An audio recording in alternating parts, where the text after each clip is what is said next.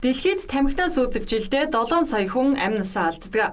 Харин тамхины дам нөлөөгөөр жилдээ 45 сая хүн амь насаа алддаг байна.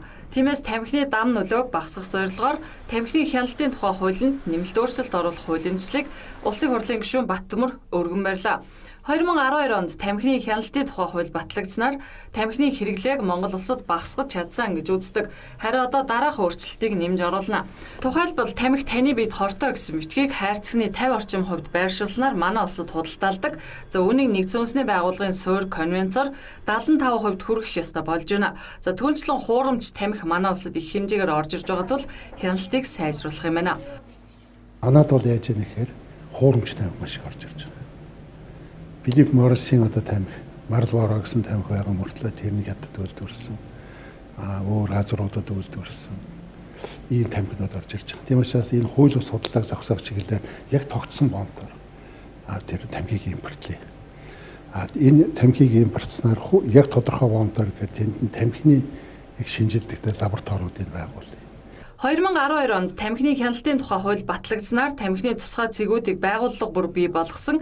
Тэгвэл цаашдаа төсвийн хөрөнгөөр төрийн байгууллагууд дотроо тамхины цэг байгуулахыг хориглохоор хуулийн төсөлд тусгаж байна. За мөн тамхиг ил задгаа худалдаалахыг бүрмөсөн хориглохоор тусгажээ.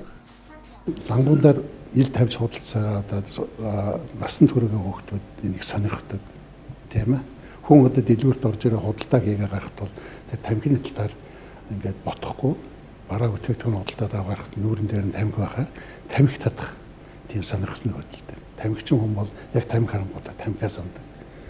Тамхи татж байгаад хайсан хүн нөгөө тамхинда буцталдах ийм бай сулгаар гарсан байт юм байна. Тийм учраас тамхи худалдах цэгүүдийг бол зааж өгөө тэр нь бол талд байдаг. Би очиод тамхи авъя гэхэд бол тэр нь онгоолгоод тамхи авдаг. Тамхины татвар үн олон торгуулийн хинжээ зэрэгт өөрчлөлт орохгүй ч тамхины хяналтын хуулийг зөрчсөн этгээдэд хэн торгуул хүлээлгэх зэргийг зохицуулж өгөхөөр хуулийн төсөлд мөн тусгасан байна. За энэ мэдээр 2012 онд батлагдсан тамхины хяналтын тухай хуулийн 31 орчим хувийг өөрчилж илүү боловсронгуй болгохоор төлөвлөж байна гэж хууль санаачлагч хэллээ.